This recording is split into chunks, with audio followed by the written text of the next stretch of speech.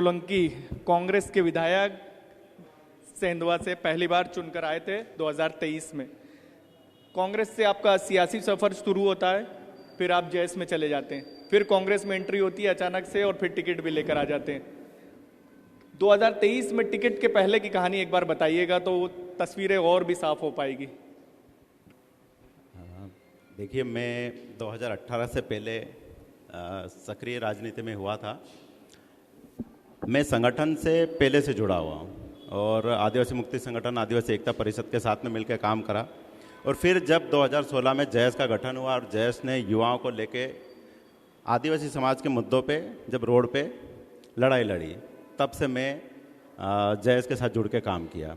2018 के चुनाव में बहुत सारी ऐसी स्थिति बनी जिसमें हमको हमारे मुद्दों को लेके कांग्रेस के साथ खड़े हुए और हमने कांग्रेस की सरकार बनाने के साथ हमारे क्षेत्रीय विधायक को हमने जिताया था। यहाँ से हमारी एकदम सक्रिय वाली राजनीति रोड वाली मेरी सामने चालू हुई थी।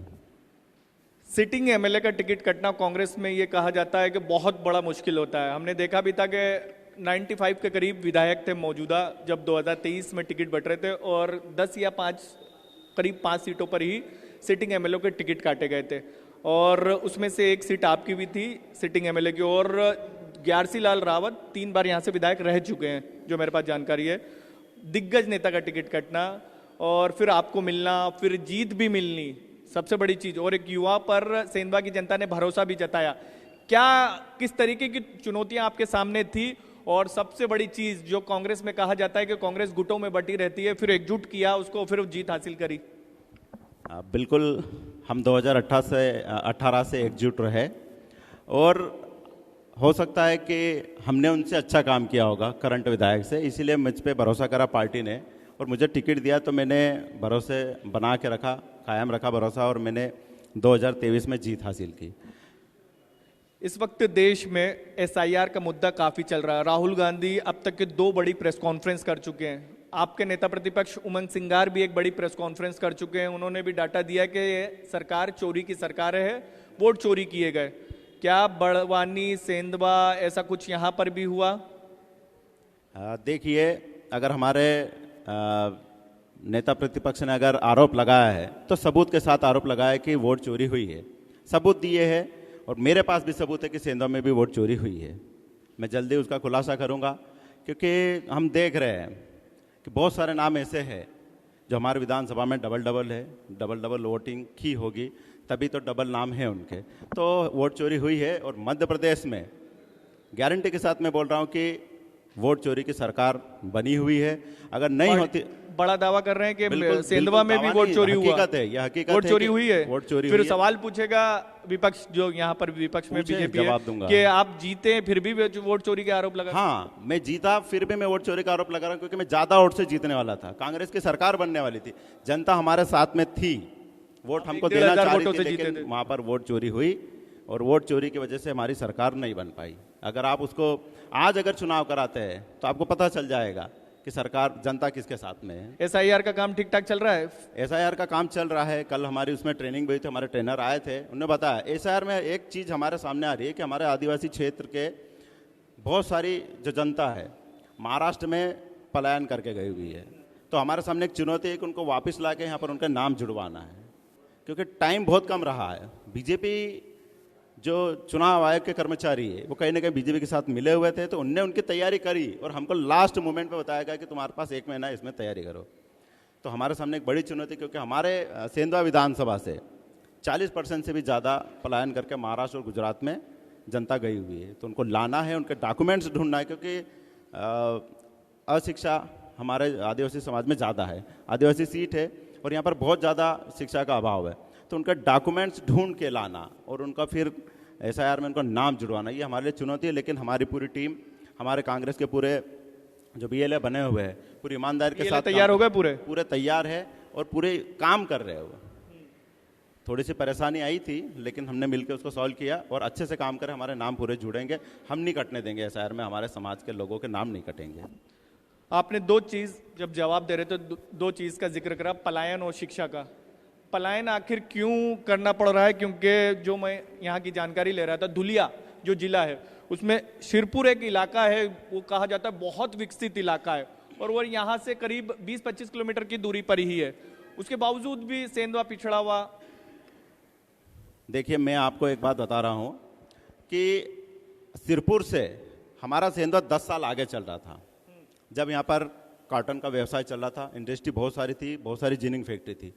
लेकिन भाजपा सरकार, शिवराज सरकार जब आई और बहुत ज़्यादा जब टैक्स का भार व्यापारियों पे पड़ा, जिसके कारण से जो इंडस्ट्री वो व्यापारी थे जिनकी जिनिंग फैक्ट्रियाँ थी, इन्होंने कम टैक्स महाराष्ट्र में था तो यहाँ से पूरी जिनिंग फैक्ट्रियाँ पलायन होकर महाराष्ट्र में चले गई। मतलब कपास की यहाँ पे खेती थी, लेकिन कॉटन में टैक्स ज्यादा लगने लगा, इसलिए शिफ्ट हो बिल्कुल गई। टैक्स ज़्यादा लगा तो यहाँ से व्यापारी चले गए महाराष्ट्र में।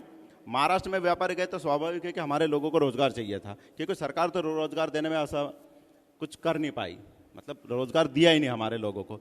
तो मजबूरी में हमारे लोग 2 टाइम की रोजगार के लिए व्यापारी के साथ में वो भी महाराष्ट्र में चले गए। तो पूरा जो आदिवासी बेल्ट है, मतलब कहीं कहीं जगह तो ऐसे गांव हैं जहां पर 60% तक पलायन करके महाराष्ट्र में चले जाते हैं, और पूरी जो वहाँ पर मजदूरी है वो सिर्फ वहाँ जाके चले जाती। तो जो डेवलपमेंट सेंधवा का होना था, आज अगर वो इंडस्ट्री यहाँ रहती या जिनिंग फैक्ट्री यहाँ होती तो और उससे आगे बढ़ने की व्यापारी बात करते हैं। लेकिन सरकार एक गलत सोच के साथ में टैक्स ज़्यादा बढ़ाने की वजह से हमारे यहाँ से पूरे कपास उद्योग महाराष्ट्र में गए, और उसी के पीछे हमारे लोग भी चले गए। तो 2 चीज़ हुए हमारे साथ में, एक डेवलपमेंट रुक गया और एक पलायन होकर जो हमारे समाज के जो लोग महाराष्ट्र में चले गए उनके साथ में भी एक मतलब एक गलत हो गया उनके साथ। कैसे हुआ गलत कि उनके जो माँ बाप अगर गए हैं तो उनके बच्चे को भी साथ में लेके गए, तो उनकी पढ़ाई भी छूट के चले गई। मतलब ये देखो कि आज की स्कूल में अगर नाम जुड़ते हैं तो 100-150 नाम रहते हैं, लेकिन बच्चे स्कूल में 30-35-40 जन रहते, बाकी पूरे बच्चे माँ बाप के साथ में महाराष्ट्र में चले जाते। और पिछले साल की एक घटना ऐसी हुई कि एक परिवार जो महाराष्ट्र में मजदूरी करने गया, बच्चे उनको लेके चले गया, 5 बेटियां थी और एक बेटा था। वहाँ महाराष्ट्र में जब काम करने के लिए गए तो वहाँ पास में एक तालाब था, और उस तालाब में 3 बेटियां और एक बेटा की डूबने से मौत हो गई। अगर वो पलायन यहाँ पर रोजगार की व्यवस्था करती सरकार, तो वो पलायन अगर नहीं करके जाते तो यहाँ रहते, यहीं पे रोजगार करते, 2 पैसा कमाते, तो उनके बच्चों को यहाँ स्कूल में पढ़ाते। छोटे छोटे बच्चे, 4 बच्चों की मौत हुई, जिसकी जिम्मेदारी हमने सरकार को ठहराने की कोशिश विधानसभा में भी उठाई, लेकिन सरकार ने इस बात पर कोई ध्यान नहीं दिया, कोई रोजगार की व्यवस्था की नहीं अभी तक। कपास आप जिसका जिक्र कर रहे थे, लेकिन अब मक्का के ऊपर यहाँ के किसानों का फोकस है, दाम मिल रहा है किसानों को? देखिए, मक्का, मेरा एक सवाल है सरकार के साथ में कि जब इनके पटवारी या इनका जो भी एक सिस्टम है जो पंजीयन करता है कि बताता है कि इस क्षेत्र में कौन सी फसल ज़्यादा लगी है, तो हमारे क्षेत्र में मक्का ज़्यादा लगी है तो एक तो भावांतर से मक्का को बाहर कर दिया, सोयाबीन कम लगी, कपास कम लगी तो उनको भावांतर में कर दिया। तो जो हमारे किसान जो लगा रहे उस पर भावांतर दो ना, अगर तुम किसान हित से अगर सरकार है, मतलब आप चाह रहे जिले में जहां पर जो ज्यादा फसल मिल उसका भावांतर नहीं हो रही, उसको भावांतर मिले। अब उनको पता चल गया कि हमारे लोगों ने मक्का ज़्यादा लगाई है तो मक्का को बाहर कर दिया, फिर उसमें बहुत सारी नए नए नियम लगा दिए, मॉइस्चर का सिस्टम कर दिया, फैक्ट्री के भाव से कम कर दिया। तो वो मक्का जो 2200-2300 रुपये तक व्यापारी के पास से बिकती है, वो मक्का हमारे किसानों से आज 1000, 1100, 1200 रुपये, उसमें भी बहुत सारे नियम लगा दिए। ऊपर से पानी ज़्यादा गिरने की वजह से मक्का भी ऐसी खराब हुई। तो हमारे किसानों के साथ में तो सरकार ने पूरी तरीके से भेदभाव कर दिया है। अगर वो चाहती तो मक्का में भावांतर देना था और मक्का का भाव एक निर्धारित करना था MSP पे, तो हमारे किसान उसमें बेचते तो थोड़ा सा कर्जा उनका कम होता, लेकिन नहीं करा सरकार ने। आपने एक वादा किया था चुनाव के अंदर कि नर्मदा का पानी लेकर आऊंगा, क्या वो वादा पूरा हो पाया है और क्या इसके अंदर आपको सरकार का साथ मिला अभी तक के? बिल्कुल, मैं बताना चाहूँगा कि मैं जब जय सदस्य अभियान चला रहा था तो मैं हर किसानों के पास जाके देख रहा था, पूरे क्षेत्र में घूमता था।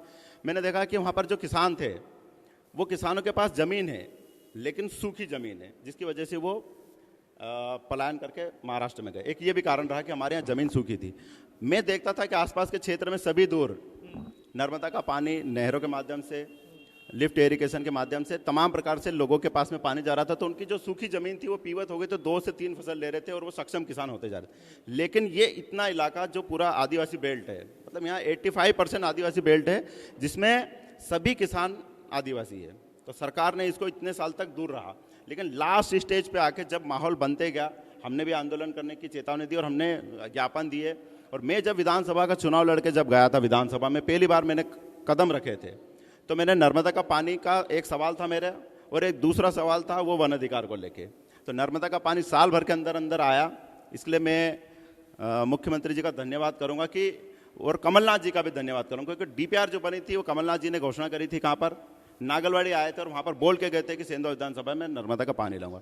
लेकिन हमारी सरकार किसी कारण से नहीं बची, 3 साल लेट, लेकिन हमारे नर्मदा का पानी आ रहा। हमारे किसानों को श्रेय देंगे बीजेपी को इसके लिए, श्रेय क्योंकि दोनों श्रेय को की देंगे। सियासत भी हो रही है। कमलनाथ जी ने तो शुरुआत की, कमलनाथ जी ने शुरुआत की थी और लास्ट स्टेज थी, तो इनको करना पड़ा। तो धन्यवाद मैं कमलनाथ जी का दूंगा, और उसके बाद अगर उन्होंने भाजपा की सरकार में मोहन यादव जी ने किया तो उनका भी धन्यवाद। हम जब यहाँ आए थे तो हमने देखा कि सेंधवा के अंदर एक बड़ा सारा किला, दीवार पूरी चारों तरफ से दिखाई थी। गौरवशाली इतिहास भी रहा है इस शहर का, लेकिन पर्यटन एक बड़ा केंद्र बन सकता था, क्योंकि पलायन का तो आपने जिक्र कर दिया, मक्के का भी जिक्र कर दिया, कपास का भी कर दिया, लेकिन पर्यटन में भी बढ़ावा मिल सकता था अगर इस इतिहास को हम सजो के रखते तो। बिल्कुल मिलना चाहिए था। 25 साल से हमारे यहाँ पर भाजपा की सरकार है, इनको देखना चाहिए था कि जब पर्यटन में सभी राज्य आगे बढ़ रहे हैं तो मध्य प्रदेश को भी कहीं ना कहीं आगे ले जाने की जरूरत थी। मुंटू भाई, सबके लिए जिम्मेदार तो सरकार नहीं होगी, इसके लिए तो कांग्रेस सरकार भी जिम्मेदार होगी, क्योंकि 15 महीने आपकी भी सरकार रही, 2003 से पहले कांग्रेस की सरकार ही थी, तो केंद्र में यहाँ भी पर आपकी सरकार थी। तो ठीक है, उसमें जो हमारे सीनियर लीडर रहे उनको जिम्मेदार मानना चाहिए। अगर यहाँ से हमारे यहाँ पर 15 साल अगर कैबिनेट मिनिस्टर भी रहे तो उनको ये चीज़ उनकी सरकार से मांग करके लाना चाहिए था कि हमारा सेंधवा का किला है, जो एक प्रसिद्ध किला है और हमारे सेंधवा की एक नाक है, तो उसको आगे रखना था बात। अभी हम रखने जाएंगे तो हमारी कोई सुनवाई होती नहीं है। जिस प्रकार से हमारे साथ मोहन यादव जी मुख्यमंत्री भेदभाव करते हैं, आप देखिए कि सेंधवा भी मध्य प्रदेश का हिस्सा है। पांचमल में आप 15 करोड़ के काम देंगे अलग से, और सेंधवा में 2 करोड़ के काम दे रहे, तो ये भेदभाव है। अगर मैं कोशिश भी करूंगा तो नहीं सुनेंगी सरकार, क्योंकि सरकार भेदभाव बहुत ज्यादा करती है। प्रयास करिए, कांग्रेस करती है, लेकिन मध्य प्रदेश का हिस्सा है सेंधवा, इस चीज को याद रखना चाहिए उनको भी। प्रयास करिए, संघर्ष में जीत मिलती है। वन अधिकार, आपने पानी का जिक्र करा कि नर्मदा जी का, जब मैं पहली बार विधानसभा गया तो 2 सवाल लगाए थे, एक नर्मदा जी को लेकर और दूसरा वन अधिकार पट्टे को लेकर। आपने नर्मदा जी को लेकर बता दिया, वन अधिकार पट्टे को लेकर आपकी लड़ाई कहां तक के पहुंची, क्या जीत मिली, कुछ हासिल हुआ उसमें? देखिए, मैंने आपसे बताया था कि हम संगठन से जुड़े हुए हैं, और हमारा आदिवासी समाज जो नवाड़ करके एक खेत तैयार करता है और खेत तैयार करके अपने परिवार का पालन पोषण करता है। 70 साल, 80 साल, 60 साल, 50 साल से ज़्यादा हमारे लोगों का कब्जा है, लेकिन आज तक नवाड़ के पट्टे नहीं दिए गए। दूसरी बात यह है कि अगर उसने 10 एकड़ का रकबा अगर उसने खेड़ के सुधार के कमाई कर रहा है, तो पिछले मैं देख रहा हूँ 10-15 सालों से कि 10 एकड़ का अगर उसका खेत है तो वहाँ सरकार प्लानिंग करके 2.5 एकड़, 3 एकड़, 2 एकड़, इससे ज़्यादा पट्टा नहीं दे रहे हैं। तो मेरा ये सवाल है कि जब 10 एकड़ तक का प्रावधान है कि 10 एकड़ तक का उसको भूमि का वन अधिकार पत्र देना चाहिए, लेकिन सरकार की पता नहीं कौन सी मंशा है।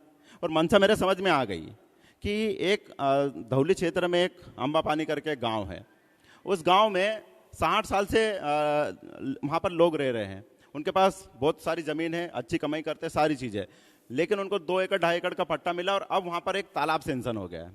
अब तालाब सेंशन हो गया है तो उनको मुआवजा कितना दे रहे हैं? 2 एकड़ का, जबकि उनके पास ज़मीन कितनी है? 8 एकड़। तो 6 एकड़ का मुआवजा तक नहीं सरकार देगी, क्योंकि उनके पास सबूत नहीं है। तो एक तो सबूत पे भी ये वाला मेरा सवाल उठता है कि सबूत देना है आपको, लेकिन आप मेरे से पूछते हैं कि तेरे पास जो ज़मीन है तो उसके पास तेरे पास क्या कागज़ है? तो कागज़ आपने दिए होंगे तो फिर हमसे पूछो ना कि कागज़ क्या है। तो कहीं ना कहीं हमारे लोगों को 8 एकड़ मिली है तो 8 एकड़ के कागज भी होने। बिल्कुल, हमारे पास अगर हमने 10 एकड़ या 8 एकड़ या 6 एकड़ अगर हम कमा के खा रहे हैं तो हमको उसके पट्टे मिलना चाहिए ना, 8 एकड़ के, 6 एकड़ के मिलना चाहिए। हमको 2 एकड़ 1.5 एकड़ देने से क्या मतलब, क्या तात्पर्य? और 2014 के पहले अच्छे नवाड़ के पट्टे मिल रहे थे।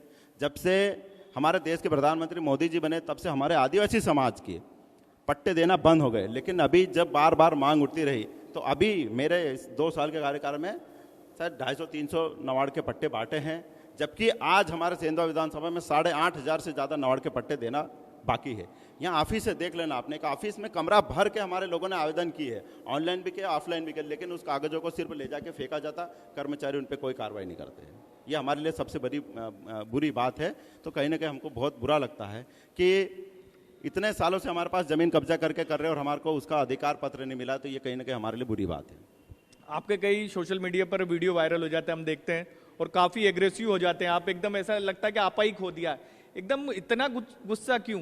आप एक जनप्रतिनिधि हो गए, जेएस के तो जिलाध्यक्ष ठीक थे, तब तक के ठीक थे, अब तो आप एक जनता के जनप्रतिनिधि हो गए, एकदम से एग्रेसिव हो जाते हैं आप। देखिए, हमारा समाज सालों से सिर्फ अन्याय और अत्याचार सहन करते करते आया है, लेकिन अब आज का युवा, हमारे आदिवासी समाज का युवा पढ़ा लिखा है, वो उसका हक और अधिकार की बात जानता है, वो संविधान के दायरे में रहकर सारी चीज़ों की बात करता है। लेकिन जिस प्रकार से हमारे को अधिकारी, चाहे पुलिस हो, चाहे एसडीएम के अधिकारी हो या फॉरेस्ट के अधिकारी हो, हमको अभी भी गुमराह करते, डराते और धमकाते हैं। तो हमने अब क्लियर कर दिया है कि अब आदिवासी समाज के युवा कभी किसी से ना डरा है ना कभी डरेगा। हम हमारी मांगों को हम हाथ जोड़ के भी मांग पूरी करवाना जानते हैं, आंदोलन करवा के भी जानते हैं और एग्रेसिव होके भी कर सकते हैं, क्योंकि हम संवैधानिक दायरे के अंदर रह के जो भी काम करते हैं, हम संविधान के दायरे के अंदर रह के काम करते हैं, हम पढ़े लिखे हैं, ये हमको गुमराह नहीं कर सकते, ये हमारे मुद्दे भटका नहीं सकते। तो जब अगर कोई मुद्दे भटकाएगा तो स्वाभाविक है कि हमारा गुस्सा बढ़ेगा और गुस्से का सामना इनको करना पड़ेगा। या तो ये आदत सुधारे और सही काम करे, हमको कोई आपत्ति नहीं है। मैं आपसे तो अच्छे बात कर रहा हूँ, तो उनसे क्यों एग्रेसिव हो जाता, क्योंकि वो गलत करते हैं हमारे लोगों के साथ। यानी आप कह रहे हैं कि मेरी सुनवाई नहीं होती इसलिए एग्रेसिव हो जाता हूं। बिल्कुल, मैं इसीलिए एग्रेसिव होता कि वो सुनते नहीं है हमारी। लोग कहते हैं लेकिन प्यार से दुनिया जीती जा सकती है। नहीं, बीजेपी के राज में तो अधिकारी नहीं सुन रहे हैं, उनको गुस्सा दिखाना ही पड़ रहा है, क्योंकि फिर हो जाता काम आपका, गुस्सा दिखाते तो हो जाता काम।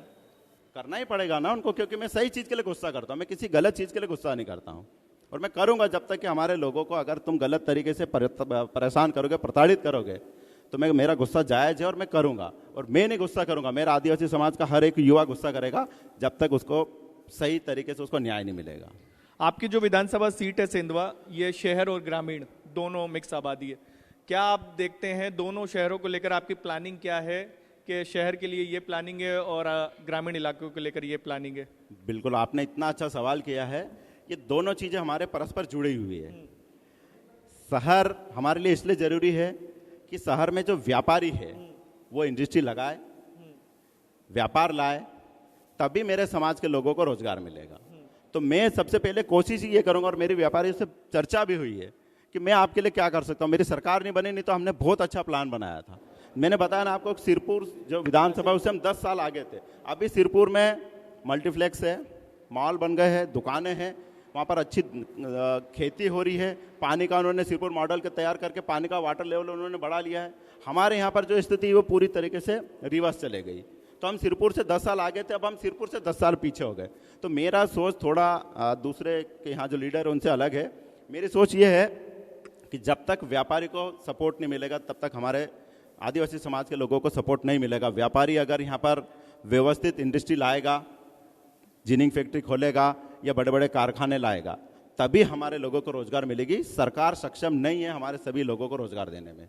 तो मेरा यही प्लान है कि जैसे अगर हमारी सरकार आती है तो मैं सबसे पहले टैक्स कम करा के यहाँ के व्यापारी लोगों को ज़्यादा से ज़्यादा इंडस्ट्री लगाने के लिए प्रेरित करूँगा, क्योंकि उसके पीछे मेरा एक स्वार्थ है कि मेरे जो समाज के महाराष्ट्र में, गुजरात में पलायन करके जो जा रहे हैं, जिनके साथ आए दिन कोई ना कोई हादसे होते हैं, वो हादसे बंद होंगे, मेरा समाज यहीं रहेगा, यहीं पे हम सेंधवा का विकास करेंगे और सेंधवा का नाम प्रदेश में नहीं बल्कि पूरे देश में हमारा सेंधवा का नाम होगा। आखिरी सवाल लूंगा बस छोटा सा, कांग्रेस में फिट हो चुके हैं पूरी तरीके से? बिल्कुल, कोई दिक्कत तो नहीं? नहीं, कोई दिक्कत नहीं, मैं हूँ। हाँ, लीडरशिप ठीक है, सब बढ़िया है, बहुत अच्छे और जमीन पे काम कर रहे हैं। और उन्होंने ये लीडरशिप ने वोट चोरी पकड़ी है, तो हमारी सरकार आने वाले समय में जरूर बनेगी। बहुत बहुत धन्यवाद। मोंटू सोलंकी, सेंधवा से कांग्रेस के विधायक, पहली बार 2023 में जीत कर आए थे। उज्जवल भविष्य की शुभकामनाएं देते हैं, क्योंकि आपने तमाम हमारे वो सवालों के जवाब दिए जो हम पूछना चाहते थे, क्योंकि सेंधवा की जनता उससे जानना चाहती थी कि आपकी क्या तैयारी है आने वाले समय को लेकर और आगे की रणनीति के साथ साथ आपने बताया कि पिछले 2 साल में आपने क्या करा और SIR जो सबसे बड़ा मुद्दा है इस वक्त देश का, उसको लेकर भी आपने तमाम सवालों के हमारे जवाब दिए। बहुत बहुत धन्यवाद। धन्यवाद सर।